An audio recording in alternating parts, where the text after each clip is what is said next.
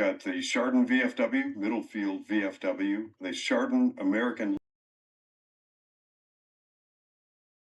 You are, ladies and gentlemen, greatly appreciated. Thank you for your service and thank you for your support of this radio show and podcast. I'm Jonathan Broadbent, and beginning the introduction this morning with Skip Claypool, we form Voice of Geauga, at least most audibly and visibly. But remember, please, always, that the intention, the build, the design of Voice of Geauga is to give all of us a voice. If you want to call in or have an issue, or you're concerned about something, or you see something and want coverage of it, you think that there's something bad happening in local government or in our schools, or you name it, if it's an issue in Geauga County, we want to call it out. We want to get daylight on it and expose the things. And if you And got so something, if you got something good to say too, let us know. Not just something bad. We like to put good well, stuff on there too. We have Frank Kavanaugh on periodically from the Century Village, and he's all good. So that's true. And Skip is very well loved. Frank is very well loved. He is, I'm sure, will be a return guest regularly. We had actually talked about having him on yesterday morning or this morning. That didn't end up working out, but stay tuned. We're sure to have Frank Kavanaugh back on Voice of Geauga. And Skip's right. Whatever it is that is on your mind, if it's good or bad, it doesn't matter. If it's Geauga, let's talk about it. Let's get it on the air. That reminds me, you can call in, join the conversation at 440-946-9468. We are, of course, broadcasting on 101.5 FM and 1330 AM. If you have any problem picking us up over the air, there is a streaming option, actually several now. You have wintradio.com and voiceofgeauga.com. You can click on one of those websites and there's streaming audio, so you can listen to us. And of course, once Skip navigates some technical issues, we will once again be up and running. He gives me the thumbs up. We are up and running on Rumble, Facebook, and YouTube. That's a great opportunity to post your questions. So what Skip was referencing before, at the beginning of this intro, is a new news media organization that was actually started by some friends of mine in the Columbus area. It's called The Pennant. And the reason for that is Ohio, in case you didn't know this little trivia question, and stay tuned. We're going to talk about another trivia question this coming Friday. The state of Ohio is the only state in the union with a pennant-shaped flag. Our flag for the state of Ohio is not a rectangle, it is a pennant, and we're the only ones with that. So for that reason, my friends at the Pennant have created and issue an online newspaper. So to kick things off, and it was my way of introducing Skip to the Pennant, I mentioned an article before the show, and I think this is fundamentally important and particularly important to Geauga County. There's an article in the Ohio Pennant, and again, that's pennant.oh.com. The article from Aaron Anderson, dated just 2 days ago, March 23rd, is Ohio Farm Bureau says increased data center development could impact farmland access. So ultimately, it boils down to sort of a tug of war for land between industrial uses like these data centers and farming and agriculture. Unfortunately, and I've talked about this before, we've seen many decades of disrupted farming.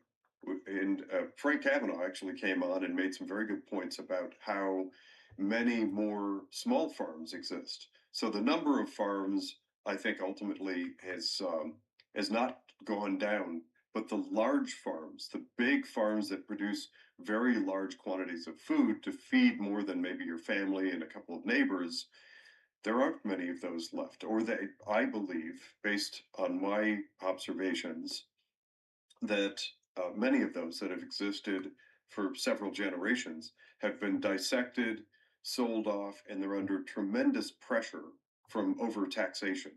They're being taxed into oblivion. And if there's a trade-off, if you have a struggling farmer, let's say that the old farm that used to exist with 1,000 acres, and they grew all sorts of stuff and fed neighboring communities and shipped food all over the place, the trend over the past 30 plus years has been to turn to other countries, grow those foods, and ship them into the United States. That's a questionable practice because if if we get on the outs with a foreign supplier, or the shipment goes bad, or a ship sinks or something, we have food risk there. I'd personally much rather see local farming and agriculture, not just for the safety and security of it, but also the lack of need to ship and distribute all over the world and get like Nicaraguan lettuce and grapes from the Middle East or whatever. But we have the ability to grow them locally. But also, I believe there's a healthier benefit. So I continue to advocate for local farming. That's sorry, it's kind of a side note. It's something I feel very strongly about. But in that tug of war between the needs of data centers and farmers, we have two major components. One is land and one is water. In case you didn't know, these data centers have massive water needs. So here's something to be on the lookout for. I just started to touch on it, and it was a subject that came up in a conversation on Ohio political news a few nights ago on Sunday evening when we talked about this exact subject about data centers, the planned growth and planned building of additional new, even bigger data centers in Ohio. But ultimately, not only is there huge water need for the data centers into the tens of thousands of gallons, but also I understand that Ohio's environmental protection regulations recently changed to allow for more pollutants in water. And we need to investigate that. And we need to find out if that's the case, and we're allowing more plastics and residual industrial waste to go into our waterways. At the same time, we're talking about expanding and opening the door to more water use to things like these data centers, and they have massive need for water. That could be a real problem. And we also have energy draw. One more piece on that, because this is a little complicated thing, and I'm bringing it up because I know at least some of the people that I am friends with are very concerned about the issue of data centers, and that has to do with energy need. I'm going to tease this out and then we'll see if we can flesh it out during the course of today's conversation. There's a new data center that is planned for Ohio that would make it the largest data center in the world. Right now, the largest data center, I believe, is somewhere in the South, Louisiana, I want to say, and it is 2 gigawatts of power. It requires 2 gigawatts of power to run. The one that's being proposed in Ohio, and I'm looking at an article now from Tom's Hardware. That is a news site that's talking about the plan for a 10 gigawatt SoftBank data center in Ohio. It would be the world's largest and will require a $33 billion natural gas plant. That's the equivalent of 9 nuclear reactors in order to run it. So let's put that another way. I was told during the course of the conversation on Sunday on Ohio Political News that the energy needs of this one data center is equivalent to 1/3 of Ohio's current energy use. That means all homes and businesses, everything that uses energy in the state of Ohio right now, 1/3 of it would go toward running this data center. So when you figure land use, energy use, water use, these things are something to be very concerned about. So anyway, consider that an introduction to my friends over at The Pennant. I do suggest going and signing up. So then you will have Ohio news from The Pennant, and you'll have local Geauga news from Voice of Geauga. We're coming up on a break. Skip, thank you for tackling the tech issues, and thanks for letting me know. We are up and running on Rumble, Facebook, and YouTube. If this is an important subject to you, and I think it should be, you're talking about food, water, agriculture, possibly even the impact on air, join the conversation we'll come back more with more on the other side of the break. Yeah, I want to weigh in on this on the other side of the break. So.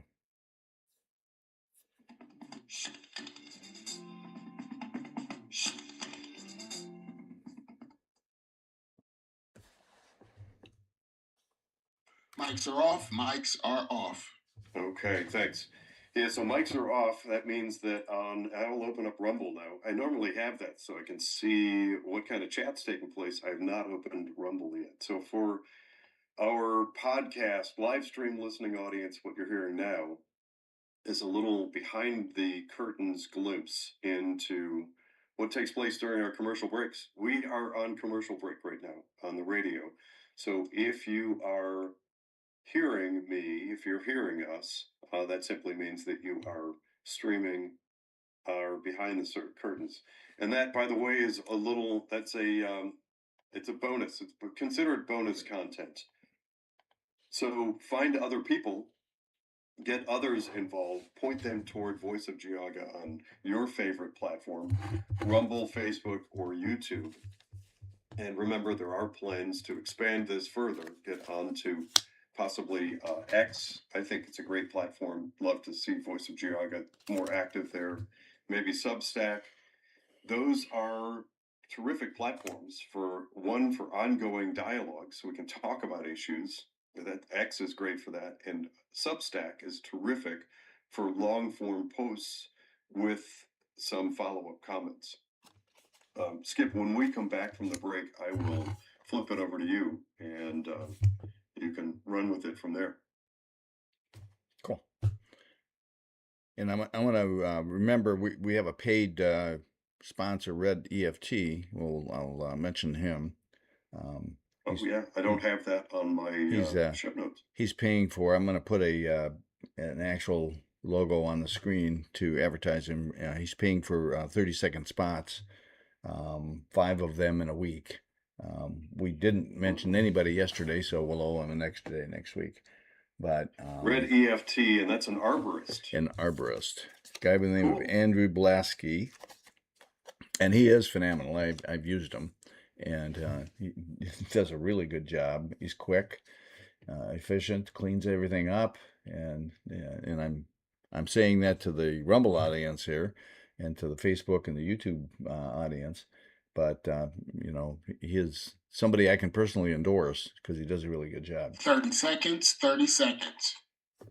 Uh-huh. Cool. All right, so I'm now up on Rumble. Open up Facebook as well. Some of our Rumble folks slept in it today. 10 seconds. 10 seconds.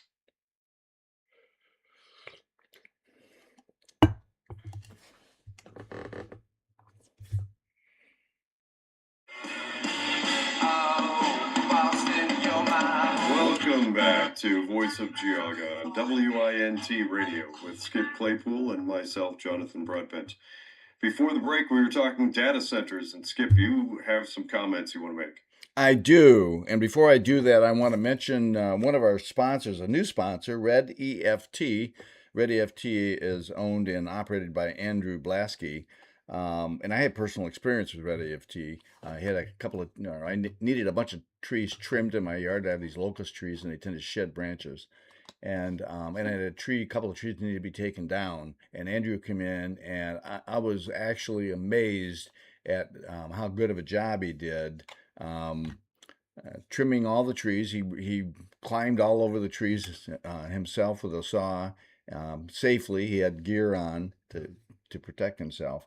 But it was a pretty amazing thing to watch as he was actually scaling these trees and trimming off the limbs. And then he took a tree down for me.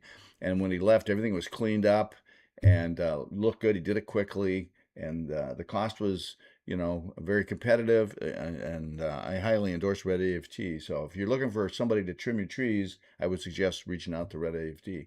Well, Jonathan, I want to make a comment on this whole power thing. I've been looking for something we could argue over on the web to show, or on the program to show people that we're actually we believe what we say, and that is we don't necessarily need to disagree on everything. But this isn't one of those topics. I'm a pretty quick study, so I did a little quick homework on data centers, and I guess to a large extent I'm going to have to agree with you. I'll disagree on one part because we have to be so careful to protect our credibility that we don't make statements that embellish or um, blow things out of proportion. So these things, based on what I've been able to discover, the data centers have some significant issues, which is one of which is large power consumption. And the power consumption that they talk about here is that of a small city. Not a third of the state of Ohio, but certainly a large power consumption. Although the government is now saying, well, when you put these data centers in, they should have their own power production facilities, therefore not using up the local communities' data centers. But we don't know how that's going to go. They do consume a lot of water. They do consume a lot of ground. And as you said, and I found that hard to believe when I was beginning to do my research, they don't employ a lot of people outside of the building of the facility, and they consume a lot of land. Like you, I'm a big believer in farmland, and consuming farmland to put it in a data center doesn't make any sense to me whatsoever. These data centers can be located any place, and so you can put them in the middle of the desert. And I just came back from Sedona. I can find some beautiful places out there where there's very few animals and a lot of space, and probably be great with the exception of not having access to water. But there is an upside to the data centers. They are, from a competitive standpoint, being able to put AI in, which is going to compete with China, and Saudi Arabia actually is in the top three. So it's the United States, Saudi Arabia, and China who are the top three contenders for this whole new AI world that we're moving into. And so it is a competitive situation. So we need to have public discussion, debates about these things because they are going to help to keep the United States in a competitive situation. So, but putting them in Geauga County in the middle of farm country, yeah, it's not making a lot of sense to me. I envision these things to be like the size of maybe a Lordstown car facility, or Ford, or Chrysler, or some of these huge um, centers where they've manufactured cars in the past. And we have those brownfield operations. I'm not sure why we're not using that instead of building a Brown Stadium over in Brook Park. Maybe we ought to be building a data center, which is right there on the old Ford plant, kind of an arrangement, because it's a brownfield operation over there. So, yeah, I was looking for something that I could debate and discuss with you on, but this isn't one of them. And while I have the floor, I'm going to make one other point, not relating to this. Yesterday, we beat up on the auditor quite a bit with ADP. I welcome, and we've said this before, I'm going to say it one more time because I think that maybe some folks are listening in. I welcome the auditor to come on this program and defend his management of the auditor's office and ADP. I certainly have concerns as an IT guy. I see what's going on, and I question a lot of what I'm seeing. But hey, we want to be fair-minded and make sure we've got our facts straight, and we give the auditor an opportunity to come on and talk about that. If you come on, Chuck, you'll be treated with respect, and we won't beat you up too bad. We'll ask you questions, hard questions maybe, but we're going to give you an opportunity to come on and discuss your side of things. So if you have an interest in doing that, come on, and we'll talk about it. So with that said, back on, there were 2 points relative to bringing up the pennant, Ohio pennant. Number one, there's a new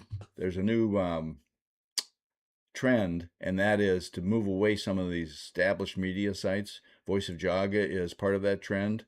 We have a newspaper that just came out. We got another one in the works right now to come out to every home in Geauga County. The Pennant is another one. There's New America, the Epic Times. There's a move away from traditional news media, and for good reason, because much of what we've been reading and seeing and hearing in the established media, at CNN I include in that category, is not good information. You need some balance. You need the other side, and so we have all kinds of new media that's coming out there. The Pennant is one of those. I guess it's brand new. I've not heard of it until this morning. And talking about topics like data centers, that's an important topic. Talking about things like property tax, which everybody knows my opinion on property tax. I think we ought to be looking at getting rid of it and replacing it with another set of taxes that are more efficient and effective.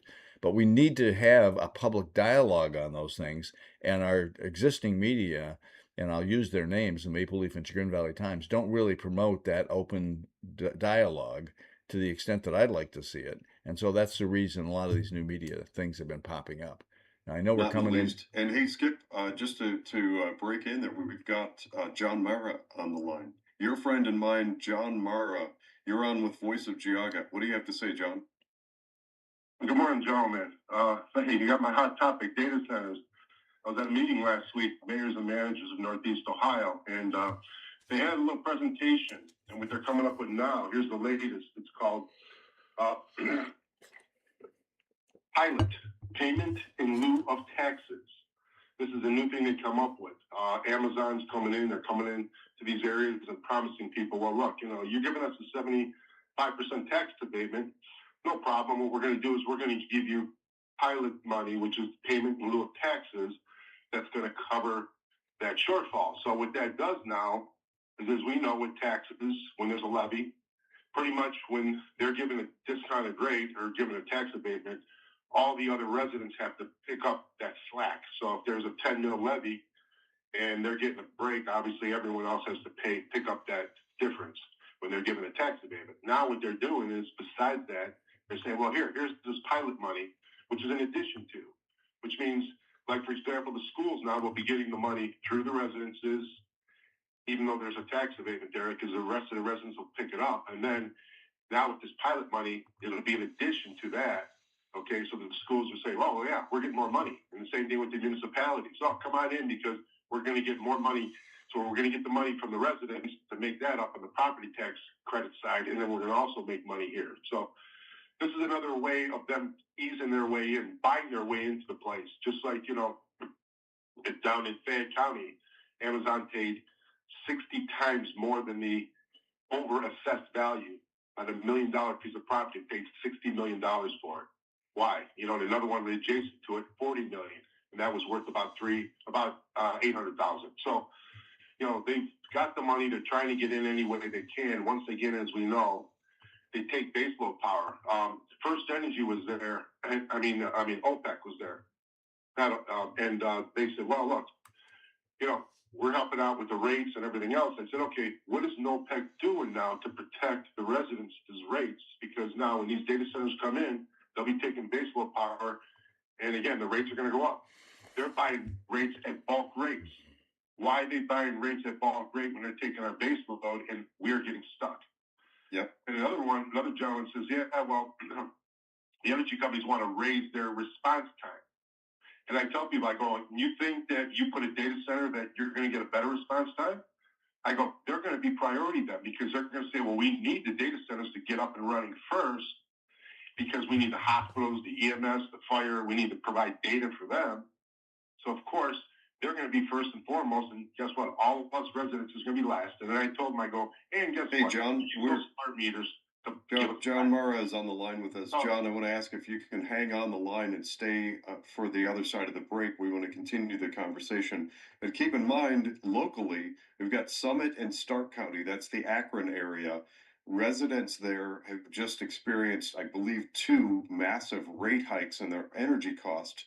And it's understood that is a direct result of having a data center there. So the data center gets cheap energy costs, and the citizens in those counties are footing the bill.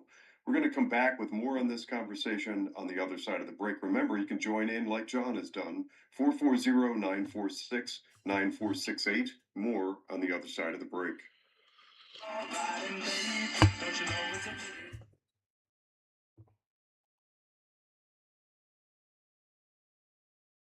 Mics are off. Mics are off. All right. So is John still on with us, or is he muted during the break? I don't hear John Mara. Maybe we lost him. But yeah, I mean, Stark and Summit counties. I don't know if you saw this, Skip, but there's a big uproar there. There are a lot of people who bought the sales narrative, and we're like, oh yeah, we open this data center and we're competitive and it's new industry and we're competitive and we'll have more jobs and everything. And who knows? I think it's probably 15 jobs that are brought in. We've got a couple of janitors and a few people that go and walk through and look and see if the lights are blinking. And that's it. Data centers are not really, they're not jobs rich. So very, very few jobs, huge cost. We've got the water impact, and then Skip, I want to bring us back with the number. This is, and I'll make this comment twice. Once for our listening audience on Rumble, Facebook, and YouTube, and then when we come back on air on the radio, I'll make the comment again. Before the show started, I was talking about the land needs. And Skip, remember I said that it was like 3,000 acres? And you said, wow, that sounds like a lot. That's huge for a data center. I looked it up. The one that's proposed is actually 3,700 acres. It's nearly 4,000 acres they're talking about using for this data center. That could be prime, it's probably prime farmland. It's what we've seen before. It's happened with, I reported on it several months ago, a sixth generation Ohio farmland that was forced out of business. And effectively, a bunch of people from the state took over and took ownership. And then a whole bunch of individual personal pockets were lined when they sold that land back because it's prime real estate, but it's no longer being used for farming. Yeah, I don't know what the heck they need 3,000 acres for. I mean, I worked for Ross Perot and we had data centers and they were large-ish, but not that large. I mean, we ran, whole regions off of the data centers that we had. Now, I think I'd love to see what these things are all about, to see how they consume so much property. Yeah, well, I've got some feedback from some people that watch this stuff. But now, when you're talking about the amount of data that comes in from these planned smart meters, from flock cameras, we should bring that up as well. Smart meter and flock cameras. Those are just two examples. Then we've got CBDC. Yeah, I just typed in, or I just did a little homework on how large these data centers are. It says 100,000. 30 seconds. 30 seconds. About 40 acres, according to this. Sites sit on roughly 10 to 40 acres. You might have the hyper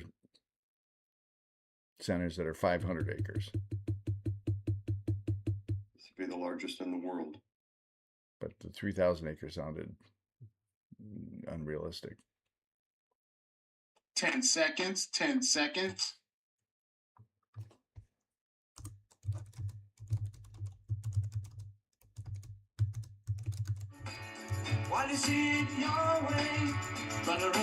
Welcome back to Voice of Geauga with Skip Claypool and myself, Jonathan Broadbent, on WINT Radio. I'm not sure if we still have John Mara on the line, but I'll wait and see if John is still on the line. Oh, good, John is still there. One thing I want to interject, because this is an eye-popping figure. Before the show started, I was talking about the land needs. That was our starting point from discussion between Skip and me. The land needs of these data centers. And I mentioned, having read the article, that this planned new data center in Piketon, Ohio, would be something like 3,000 acres. And Skip said, well, that's outrageous. That's an outlandish number. I looked it up. I was actually a little bit short. It's actually planned on 3,700 acres. That's what's needed for this data center that's being proposed in Piketon, Ohio. It's a 10 gigawatt data center. 10 gigawatts is the energy need. That doesn't even start to factor in the water needs. So if these sorts of things, and right now, my suspicions, and bringing this briefly back to Geauga County, and then I want to get more input from John Mara, who's got some boots on the ground and some inside perspective on what's happening on this landscape. We have some people in local politics in Geauga County who I have zero confidence would lift a finger to try to stall or thwart or ask questions about a data center if it wanted to come in here and gobble up farmland. And if we have, pardon me, if we have an environment where we have overtaxed farmers who are struggling on their land to pay outrageous taxes because we are overspending as a county, and Skip and I have been covering that for months, and they're struggling to try and stay on their land and grow the foods that we need to eat healthily, and then they're just barely making it. But then we have these places like BlackRock, State Street, and Vanguard. Don't even get me started on them. Institutional buyers who can come in and pay twice the land value, and they can because they have so many trillions of dollars from us, we the people. And then they get tax abatement from uh, some I don't know if I can say corrupt, but slimy politicians who are willing to sign off on all sorts of tax incentive and abatements for virtually no return, negative return. We have a terrible environment that is brewing, and I firmly believe that this has its sights set on Geauga County, and that there are some people currently in office who have been put there who would gladly sign off on this.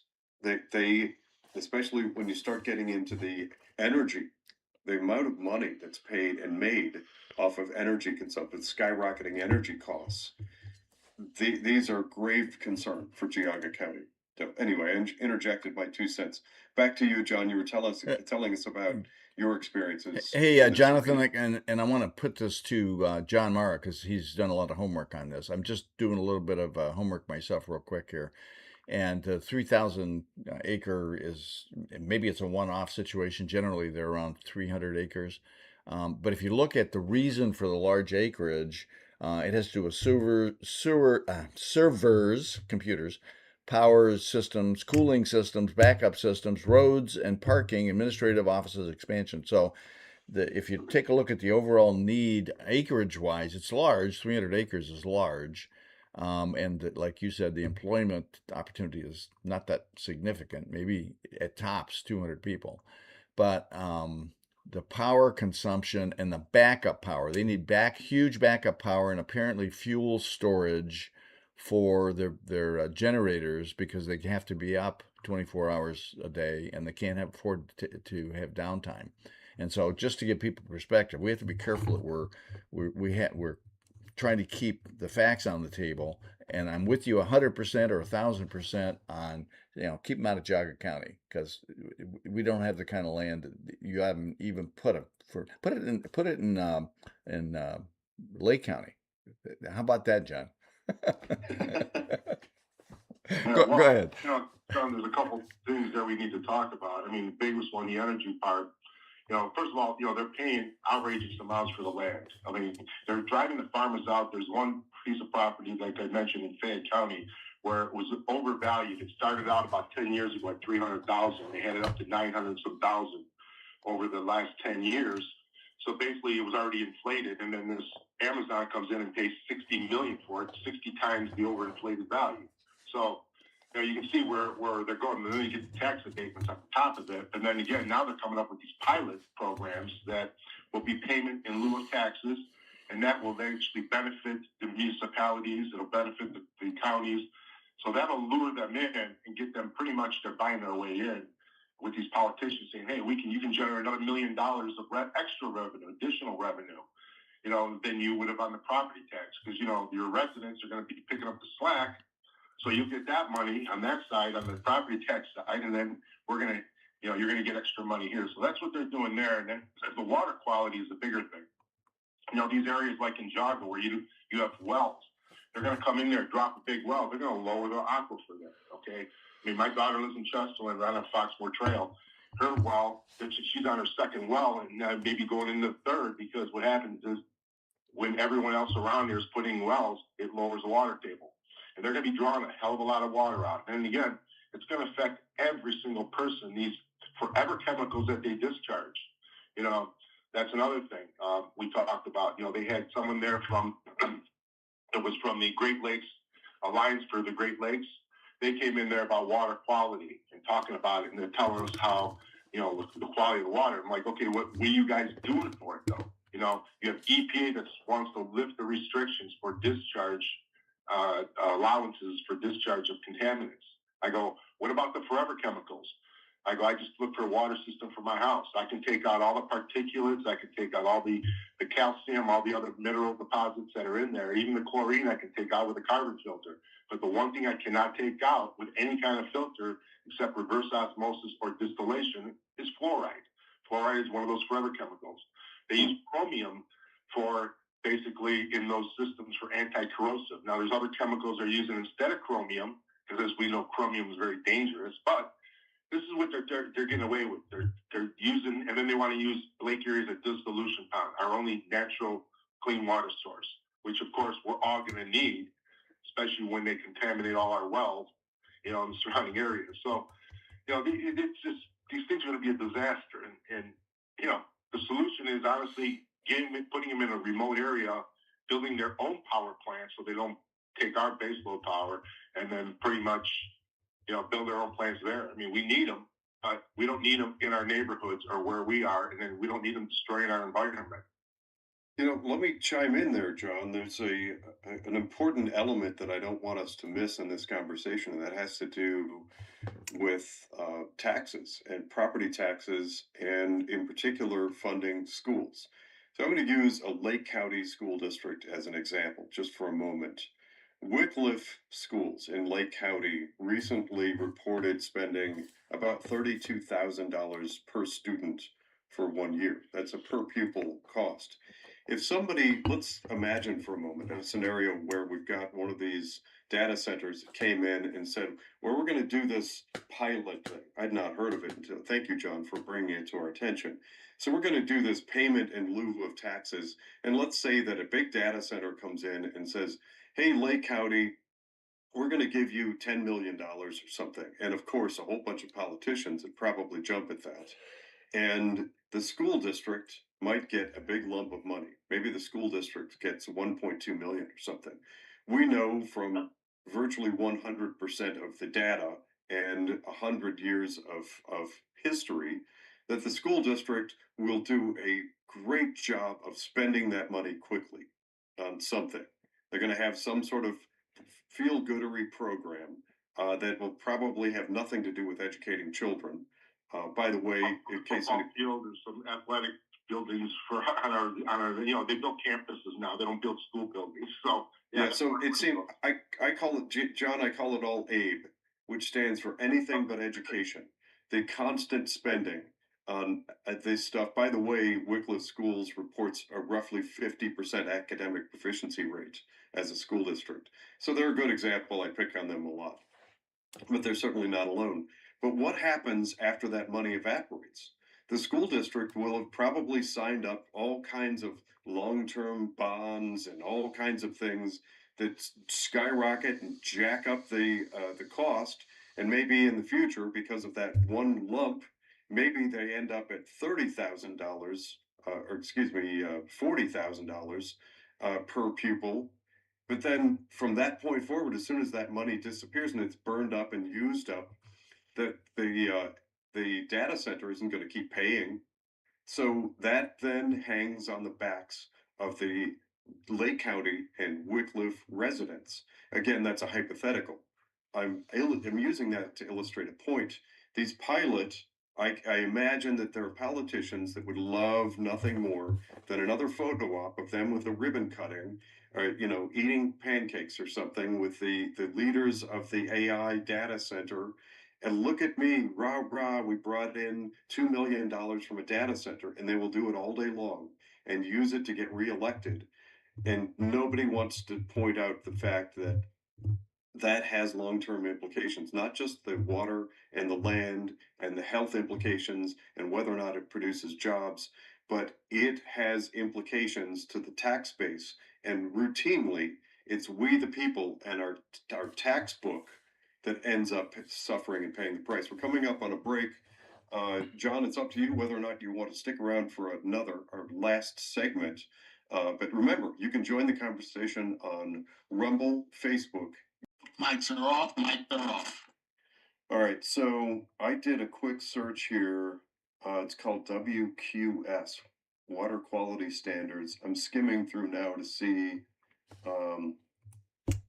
if there are, let's see, recent changes to Ohio water filtration regulations. Ohio EPA finalized several rule updates in 2025 that directly affect how industrial discharges are permitted and how WQS, and that again is water quality, what did I say it was? It's water quality standards are enforced. Variances from water quality standards effective December 2nd, 2025. Rules were redefined and revised to align with updated federal requirements, and there's a CFR number there and state needs. Key changes include updates to multiple discharge or mercury variances based on statewide industrial and water waste treatment plant data, a new multiple discharge ammonia variance for controlled discharge lagoon systems, and new requirements like an alternatives and analysis for individual variances, allowances for variances in certain Section 401 water quality certifications. This bears a lot more research. 30 seconds. 30 seconds. And there's impacts to NPDES. Hey, Jonathan, give me 15 seconds to talk about our sponsors when you come back. Okay.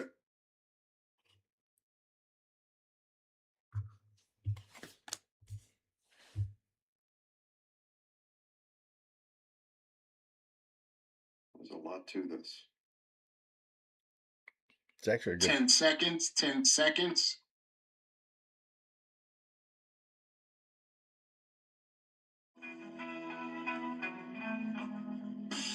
Welcome back to Voice of Geauga. It's Skip Claypool and myself, Jonathan Broadbent. We had with us, joining us on the phone, John Morrow from Lake County.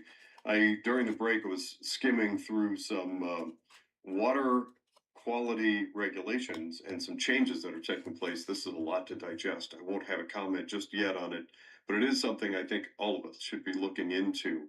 I have some comments that I want to make on the long-term impact of these data centers and where they're taking us. But before I do, I know, Skip, you had some comments to make. I did, and we ought to be looking for a guest. This is a great topic, and an hour is not enough time. We need to get a guest on to talk about the pros and cons of these things. And I'm looking at the companies that want to put these in: Amazon, Google, and Microsoft. Like they're not big enough already, and Right. they scare me because of their size and power already. And this is almost like a monopoly thing. We should be not letting these kind of guys put in data centers and because of the amount of control they have. But I did want to bring up our sponsors one more time. The VFW out of Chardon Middlefield, the American Legion. In our county, we have a fantastic veteran community. I'm one of those in Geauga County, and I'm going to suggest that you stop over to the VFW if you're anywhere near there and buy a veteran a beer. And thank them for their service. The veteran of foreign wars are made up of people who actually served in a war, and so I would suggest finding some. We got some people that are aging out, unfortunately, in the VFW, and you ought to go over and give them a hug and buy them a beer. We also have Red EFT. Who's one of our most recent sponsors. And by the way, if we got more sponsors, we could extend the time from an hour to 2 hours. But Red EFT is an arborist, and he does a fantastic job of cutting down trees, taking down trees, trimming trees, anything having to do with trees in your area, whether it's removing a structural risk, a tree falling over in your house or something like that. And he can, by the way, do an evaluation. If you have him come over, he can tell you whether you've got a problem, how to solve that problem if it's tree related. So Andrew is a fantastic guy, does a great job, and you can trust him. And I've had personal experience with him. So with that said, back over to John. I'm very concerned about the size of these companies and the amount of influence and power these guys, because they have more money than God. They can buy off all the politicians down in Columbus and Washington and probably. every place else. So I mean, I'm a little worried about those guys. We had to have some legislation to kind of put some chains on some of this data center operation. What are your thoughts? Well, that's Yeah. the other problem. Our legislators, what they're doing now, they want to put together a team, to do a study on it, right? And I told Dave Thomas, he's put all these legislation out there, but I go, what good is it without putting a pause, a moratorium on them for a year until you get the study done? I mean, you can't do it simultaneously. I go, these things are they're coming in exponentially into our area, and then now they're buying their way in. Getting back, I mean, like I said, they're overpaying for property, and now what they come up with this pilot program, this is another way to buy their way in to give the communities more money, obviously, so that they can lure them back in that way. But I want to touch back on the property side. When I was doing my research in Fayette County and other counties around the state to see, the transfers, I found out what they do is they form these LLCs and they purchase this property, okay, and they over purchase it in price, and then what they'll do is they'll transfer it to another LLC at zero value. Okay, and they do a lot. I saw a lot of that, and then I saw a lot of the property that was basically owned by Jeffrey Epstein. The Epstein name came up quite a bit when I was searching for property, and he was a former owner of it. So a lot of things are suspect. I mean, there's so much to dig into, Jonathan. I mean, I sent you, I know, an email with just 4 PowerPoints on it that had basically with the water, the power part, and then the pilot program, what they're coming up with. And, then the air quality, that's another big thing. They put in diesel generators as backup. Why diesel? Because they can get more power out of a diesel motor than they can out of natural gas. So what they do is they're putting these in, and then again, these have to be cycled every week. So they're running and they're polluting the air every week. And then as soon as they lose power, the generators come out immediately and run. And then again, when we lose base power, they're going to be the first ones to get back online because they're going to say, oh, hospitals and fire and EMS and police need it, which is true. But the thing is that, we're going to get stuck hanging in the dark now because, again, we just don't have enough power. And everything I've seen with First Energy, they have no plan on regeneration, how they're going to build new power plants or even get new power into the state. All they're talking about is this demand response program that they say you can opt in on. But guess what? Every business out there has a smart meter, and they can't opt out. That's a good segue, John, to $28 a month, but yeah, John. And they will use those meters to regulate the power, because who's going to do it? AI. It's going to be self-preservation. Yeah, that's a good segue to a couple of comments that I want to make to tease up what I will probably turn into another program. And Skip, to answer your question, we've got an array of different guests we could bring on the program. Some people that I've had the great fortune of meeting through Ohio Political News, including Southwest Ohio for Responsible Technology, or SWORT for short.